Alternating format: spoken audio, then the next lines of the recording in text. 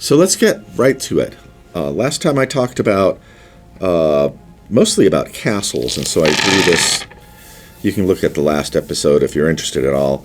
I started drawing a castle because I wanted to kind of give an idea of how to create a castle and create maybe some basic lore around a castle and sort of really just establish a locale where you could run a whole campaign for as long as you feel like it. And in the process of doing that, I ended up creating a whole city. I didn't populate it with buildings and stuff like that, but I really did outline more of a city-type setting. I also was talking using this book here.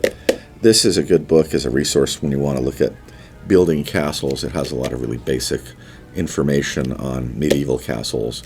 And it also talks a little bit about cities. There's also another book in this series you might want to look up called City, which is, it really just talks about Roman cities, which the Roman cities are very different from medieval cities because they tended to be, or at least they wanted to be, really organized and planned. So the thing I really wanted to get into was just talk about some of the examples that we had for creating cities when RPGs were first created. And once again, it's sort of interesting, you know, as Rob Kuntz always says, all roads lead to Blackmoor. And sure enough, the first published example of a city was in the Blackmoor Supplement here. Mine is a little bit beat up with the cover falling off. But if you look back here, this is the map for the Temple of the Frog. And if you look at this large overview, you've got the great swamp of Mill back here. You've got the temple with this moat. And out here you have all these little buildings. And there's a really primitive description of what these things are. It was really assumed that a referee would look at the notes and sort of fill in the details, which is how a lot of these old modules are.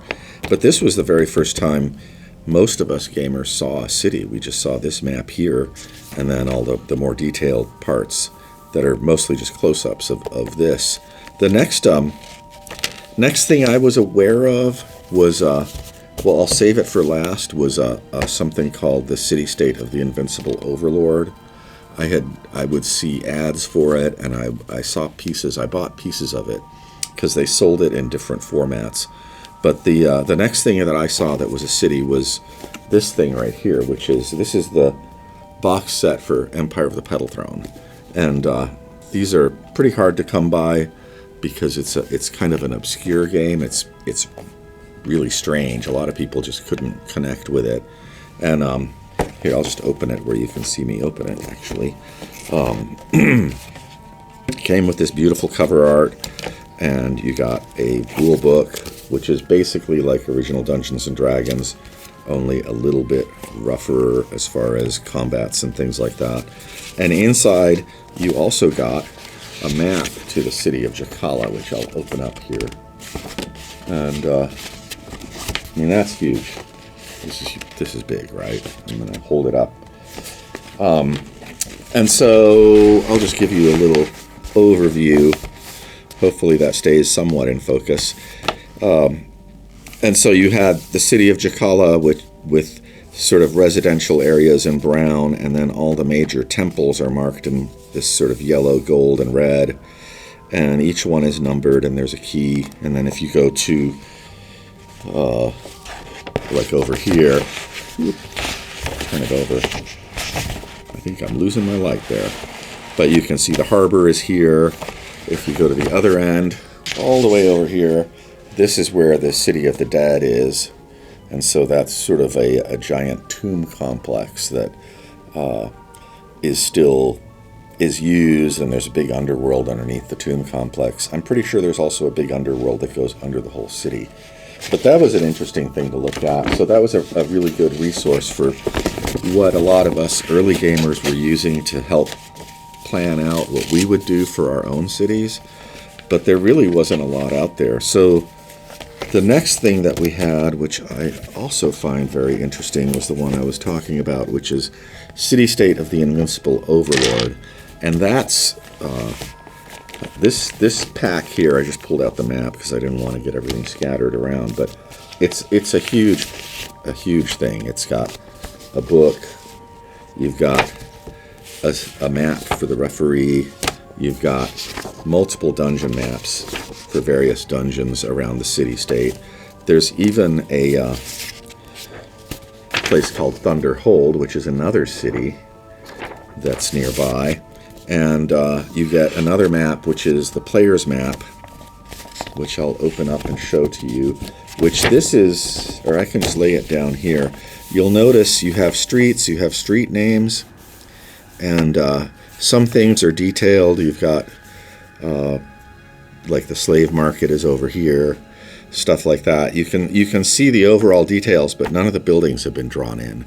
So it's assumed that you can go there and maneuver around the city, but you won't really know where all the little details are as far as what buildings go where.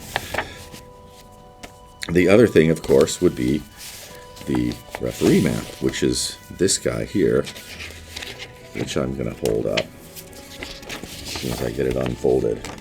Another huge map. These things are, I just get all sentimental over these. They're just beautiful. So we have this huge map here. I'll hold it up back here, and I'll lay it down so you can sort of see a little bit more what it's like. This thing's huge, but as you can see, the other map didn't show all the walls and buildings, and here you've got all the buildings laid out. So you can, as a referee, you really have a strong idea of where everything is. It's actually almost easier to just let your players play on the big map, because it's a larger map, and you don't need to fiddle with mapping every building as they go through the town. So those are kind of good examples of early cities that we had to use when playing RPGs. And there wasn't a lot of, once again, this is really early in the hobby. The hobby started in 1974 is when the game gets published. I think this one came out around 1975, maybe. I believe it says, well, 75 is the copyright on the box, says 75. So this it comes out in 75, and then the city-state comes out around 77, I want to say. Maybe there's a copyright on here or something. But we didn't really have, this one's 78, it says. I guess it's a little later than I thought. But we didn't have a lot of examples for what to do to create cities. So I just wanted to take a little bit of time and show you that, and give you an idea of sort of the options we had back then, which weren't many. I like to run city games, but I tend to be a little looser. But if you want to make a map for a city, I really highly advise seeing if you can get a hold of one of these products or something like it, just so that you can review it and use it as a resource for creating your own town. The big problem when running a town is that players don't really know how to, a lot of times players don't know how to inspire their own adventures, and that's kind of a big thing. People call it sandbox play, where you have to sort of create your own objectives instead of being given a story or something by the referee. But I think that it's important for the referee to create leads for players to follow, and one of the big problems you'll have when you're running a city is that players tend to get bored if you don't give them something to do, and they will start to do stuff, and they'll start to treat a city situation like a dungeon and start basically waging war on everybody that they run into in the town. And you really want to not have that happen. You want them to be doing things that are less combat oriented. The other problem is that there aren't a lot of resources for running cities that will give players things like charts, things that a referee needs, like charts to determine who's encountered depending upon where they are in the city. And so something like City State is great because it has, if you look here, every building has a name, like the Seafood Hearth, just a random one. And the name of the guy who runs it, Badalin Talman, he's a fighter, he's neutral, he's 4th level, 22 hit points. Then you get his stats. I think maybe this one might be his social status. Or no, that's his armor class.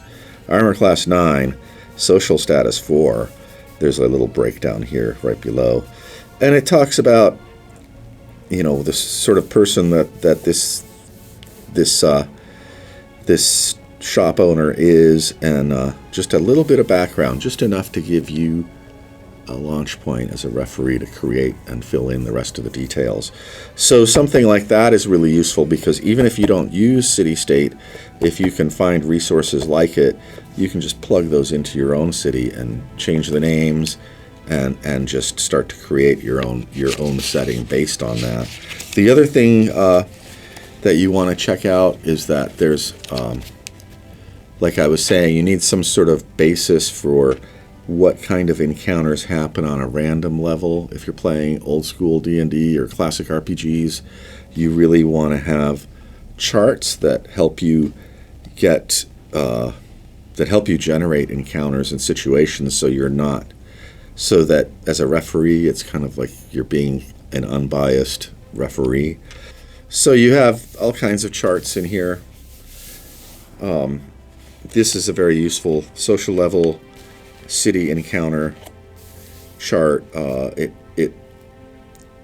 It's kind of a complicated chart based on what part of the city you're in, whether you're in like the Thieves Guild or somewhere else, and also based on the social level of the various people that you could encounter.